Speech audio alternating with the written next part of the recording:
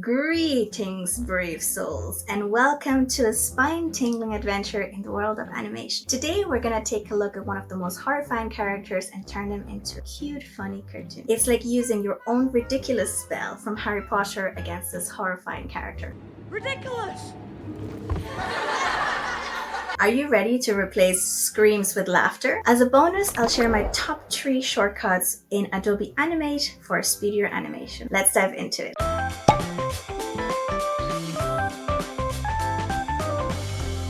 Here's what you'll need to animate this transformation. First, we're gonna need an animation software or app. I'm gonna use Adobe Animate, but you can use whatever you want. Second, I like to design my characters in advance, and for that, I'll be using Adobe Fresco. Design them where you want. Number 3, you'll also need a computer, a tablet, or something with a stylus so that you can draw.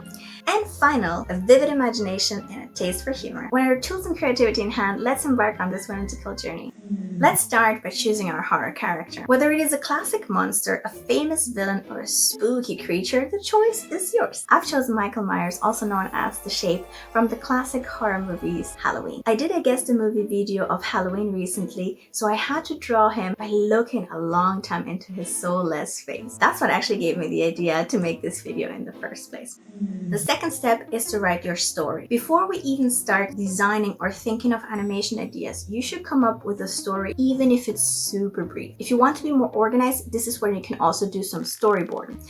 I started storyboarding on paper, you see it here, and I regretted it immediately, not doing it digitally because I needed to shift some scenes here and there. I ended up just writing short little lines of the actions I wanted to create because the short animation was pretty clear in my head. As a prompt, you can think, what's the goal of this character? What are they doing? And how can you make that action funnier? For example, you can make them trip over their own feet, you can give them cute facial expressions, or make them dance funnily, anything that your imagination can come up with. Also check out this other video where I show you one exercise that I do to come up with more ideas for the same action. This can help you come up with variations for the same thing. If you're a beginner animator and are still learning the ropes, as you're writing the story, think also how you would animate it so that you can determine if it is something that you can do. Don't get me wrong, challenge yourself beyond your skills. All I'm saying is don't make it so overly complicated that the animation will just never see the light of day. I only started animating this year at the beginning of 2023, and with each animation I learned something new and I challenged myself a little bit. I came up with the following short story. So my character is Mike. It's a child in a costume pranking his older sister who's walking home on Halloween night. So I wanted to show her walking the neighborhood and suddenly seeing something scary behind the bushes. That's actually inspired by one of the movie scenes where Michael is actually hiding behind the bushes.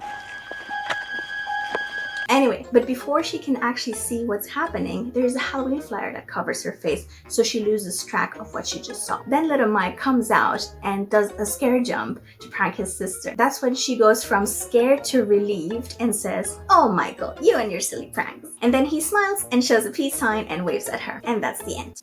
Step 3, the character design. I prefer to draw on my tablet rather than on my computer because I have different input methods. So on my tablet, it's just like this. This is what Adobe Fresco would look like as well for me. And on my computer, what I use instead is a Wacom tablet. And so the big difference between using this versus my tablet is that my eyes are split from my hand. On the tablet, I look to where I'm drawing and I'm drawing in the same place. Whereas when I'm using this, my hand is drawing here, but I have to look at my monitor. So it's kind of a bit disconnected. I use Adobe Fresco to design my characters before moving to the animation software, which is Adobe Animate. Because I'm drawing an existing character, the best thing I find is to use a reference. I usually just scroll through the internet to find whatever I like. The reference will help you identify the most iconic elements and possibly iconic poses as well of your character. I first drew Mike Myers in his standard look, but after looking at his piercing eyes for hours, this is how I got the idea to cartoonify him. After you've identified those iconic elements so that the character is recognizable, let your imagination run wild. Just like for the ridiculous Harry Potter spell used against the boggart, the caster must think of something really funny while casting the spell so that the boggart turns into that shape. So think about silly expressions, features, gestures, clothing, and other characteristics that will make your character whimsical, irresistibly comical. For Mike to be less scary, I decided to give him a few different faces. One is a smiling face, The other one is like a boo face. Boo.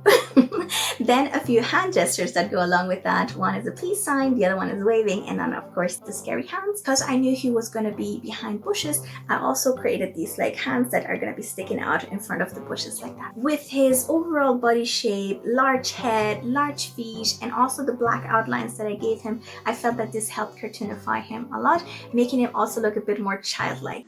Step 4, preparing your assets. When you're happy with your designs and you've created all the assets that you need for the animation, it's time to export them. You want to make sure you export each element that you want to animate separately into either PNG or vector file. For example, my character has a waving arm and I wanted to be able to animate that. So I needed the biceps to be separate from the forearm so that I could move this forearm. And that's why I had to export these two sections separately. If you're drawing directly on the animation software, you can ignore this. Then import these assets into the library of your animation software. I prefer to import them into the library instead of directly onto the stage because I want to control how I create the scene, essentially what layers will contain which asset.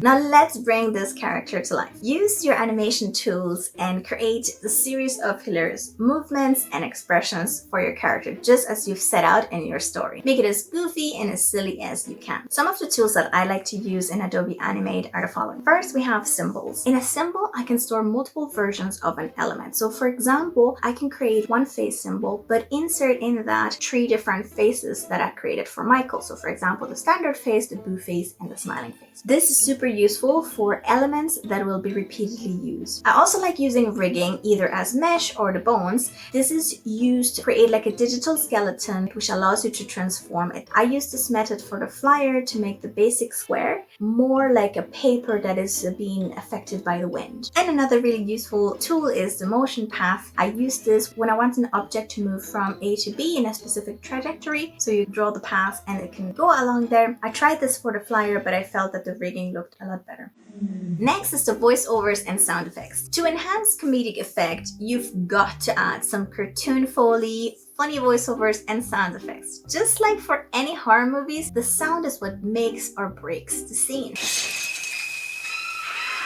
I personally use Envato Elements for a long time. I use it for all of my videos and animations, and it really has anything that I need, from stock video, photos, music, sound effects, you name it. And I felt out of everything that's out there, it's the cheapest option because I don't have to sign up to multiple platforms and I get everything in one place. I'll leave a link in the description if you want to try it out. Here is the folder of Envato that I created to gather all the different sound effects and elements I wanted to use in my animation. I was able to find everything that I needed, except, of course, the specific phrase, "Oh, Michael, you and your silly pranks." I recorded it myself in Premiere Pro at the final step when I am composing the entire animation. And with that, let's move on to our step 6, where we are composing the animation. Now, to finish the animation, I usually like to jump to Premiere Pro. This is purely out of preference because that's the software I use to edit my YouTube videos, and I'm also most familiar with it. You can finish the animation directly in Adobe Animate or even use After Effects or whatever software you're actually using. This is then where I export my animation from Adobe Animate and import it to Premiere Pro. And now we're ready to add the sound effects and polish the entire video. Now let me show you how our cute cartoon animation of Mike Myers turns out. Ridiculous!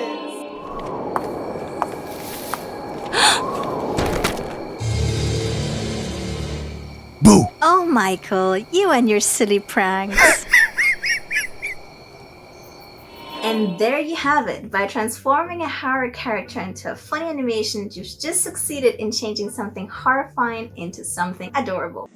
And as promised, here's the bonus. Here are my top 3 most used shortcuts in Adobe Animate. They are F5, F6, and F7. F5 extends a frame, F6 adds a keyframe, F7 adds a blank keyframe. The beauty of them is that by adding Shift to the shortcut, you can also do the action in reverse. So Shift F5 removes a frame, Shift F6 deletes a keyframe. Once I learned these from an animation course, I could not live without them. It makes my process so much faster since I only need to use the keyboard instead of the mouse and searching for the buttons on the screen. I hope you've enjoyed this video, and if so, please make sure to give it a thumbs up and to subscribe for more entertaining animations and to explore more creative hobbies with me.